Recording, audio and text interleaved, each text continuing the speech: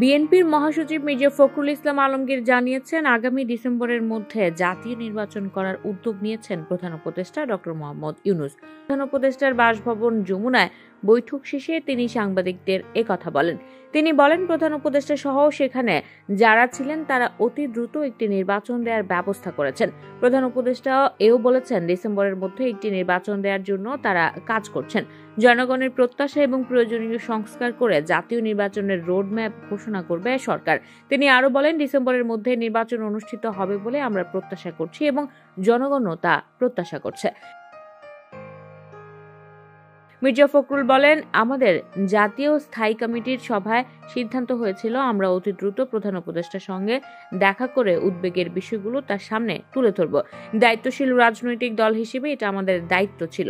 আমরা সেই দায়িত্বটুকু পালন করেছি। আমরা তার সামনে তুলে ধরে বলেছি, যেসব ঘটনা ঘটেছে তার দায় সরকার এড়াতে পারেন না।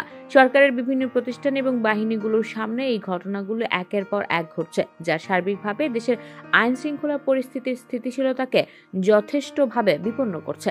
ফ্যাসিবাদকে সুযোগ করে দিয়েছে এই সম্পর্কে কথা বলার। তিনি বলেন, এই সরকারকে দ্রুত নির্বাচনের জন্য তাগাদা দিয়েছে। ন্যূনতম যে সংস্কার সেই কাজগুলো করে রিফর্ম কমিশনের সঙ্গে আলোচনার ভিত্তিতে একমত হওয়ার পরিপ্রেক্ষিতে দ্রুত নির্বাচন দেওয়ার বিষয় নিয়ে আমরা তাদের সঙ্গে কথা বলেছি। এখনও প্রশাসনে যেসব ফ্যাসিবাদের দোষর রয়েছে এবং সামগ্রিকভাবে বাংলাদেশকে ক্ষতিগ্রস্ত করেছেন তাদেরকে আইনের আওতায় আনা এবং প্রশাসন থেকে সরিয়ে দেওয়ার কথা বলেছে। যারা অর্থনৈতিক লুট করেছে, লুণ্ঠন করেছে, তাদের টাকা ফিরিয়ে আনা এবং আইনের আওতায় আনার জন্য দাবি তুলেছে।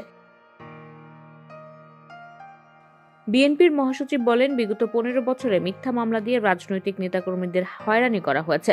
তাদের মামলা প্রত্যাহারের বিষয়ে নীতিগত সিদ্ধান্তের কথা বলেছে। তারা এই বিষয়ে একমত হয়েছেন।